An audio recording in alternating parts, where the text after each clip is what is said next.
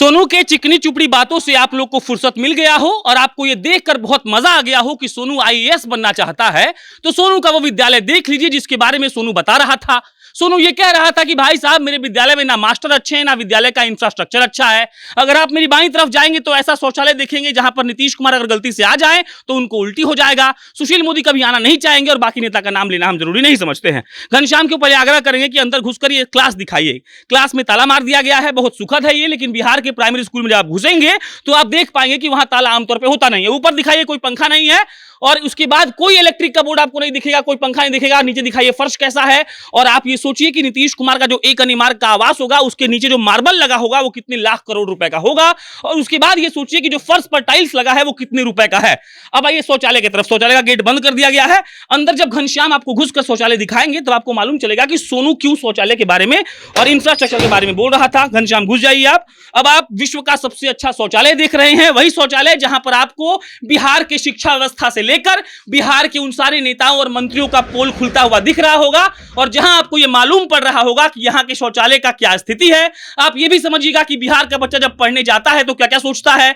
शौचालय में टाइल्स लगा हुआ है और टाइल्स फूटा हुआ है, टाइल्स फूटकर चकनाचूर होकर नीचे गिर चुका है, और दुर्भाग्य की बात यह है कि इसको देखने वाला कोई नहीं है। जब भी हम बात करते हैं कि पढ़ेगा बिहार तभी भी बढ़ेगा बिहार, और जब भी हम बात करते हैं विकसित बिहार की, तब हम शायद ये भूल जाते हैं कि ऐसे करोड़ों सोनू बिहार में बैठे हुए हैं जिनको देखने वाला कोई नहीं है, जिनके बारे में पता करने वाला कोई नहीं है, और हम एक सोनू के पीछे पागल हुए हैं। लेकिन ठीक है, उसी सोनू के चलते कम से कम हमको मौका मिल रहा है कि हम आपको दिखा सके।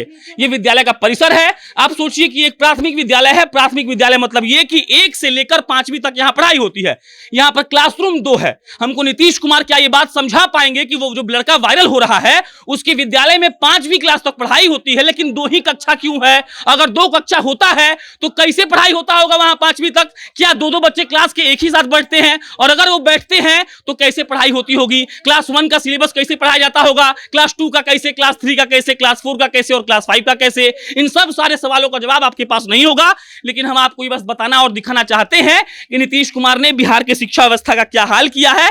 घनश्याम आगे आगे चलते रहिए और यहां के शिक्षा व्यवस्था को दिखाते रहिए ताकि आपको और हमको ये समझ में आ सके कि ये सब कुछ कैसे चल रहा है। आप जो सोचिए कि जो एक बार कोई लड़का वायरल होता है उसके बाद बहुत सारी खबरें बनती हैं, फिर हम उसके विद्यालय में आते हैं, विद्यालय में आकर आपको दिखाते हैं, और देखने पर आपको सरासर ये दिख रहा है कि देखिए माने कि यहाँ मिड डे मील लिखा हुआ है, दैनिक मेनू।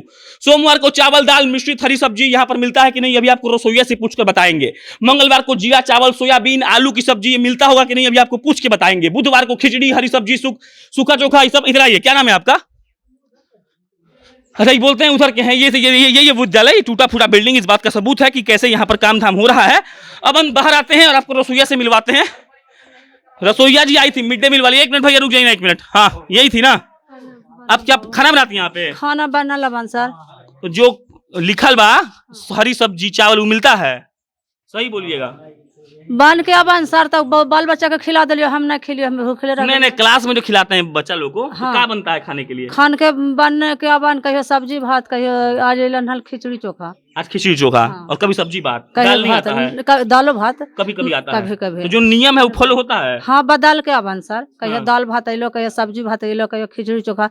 मैंने हफ्ता में 2 दिन खिचड़ी आता है, शनिचर के या बुध के। हाँ, मास्टर लोग आता है पढ़ाने? हाँ, ऐबे कर रखे। चलिए, यहाँ ये कह रहे हैं कि मास्टर लोग पढ़ाने आते हैं। हालांकि जो सोनू का दावा था उसके हिसाब से सोनू ये कह रहा था कि उनके मास्टर साहब को अंग्रेजी नहीं आती है। वो ये भी कह रहा था कि उनके मास्टर साहब पढ़ा नहीं पाते हैं। और उसके बाद सबसे बड़ा दिक्कत ये था कि यहाँ के बच्चे कैसे जी रहे हैं। और आप फिर से घनश्याम घुसिए और अंदर इस प्राथमिक विद्यालय के एक कमरे को दिखाइए।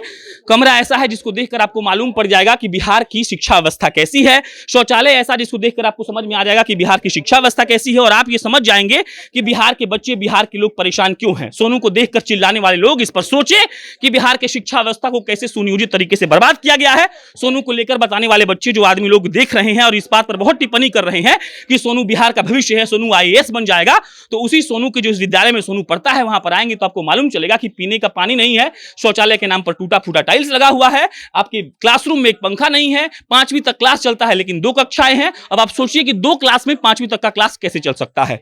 वीडियो पर व्यूज आना, पत्रकार यहां पर आ रहे हैं, बहुत चिल्ला रहे हैं, लेकिन इस बात पर आप बहुत गंभीरता से विचार करेंगे तब आपको मालूम पड़ेगा कि कितना अंदर घुस चुका है बिहार का शिक्षा व्यवस्था। और बिहार के शिक्षा मंत्री बीपीएससी के पेपर लीक होने पर कहते हैं कि चलिए पता चला है, कोई बहुत बड़ी बात नहीं है।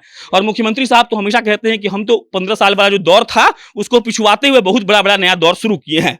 बस यहाँ खत्म कर रहे हैं। मेरा नाम प्रशांत राय है, आप जनता जंक्शन देख रहे थे।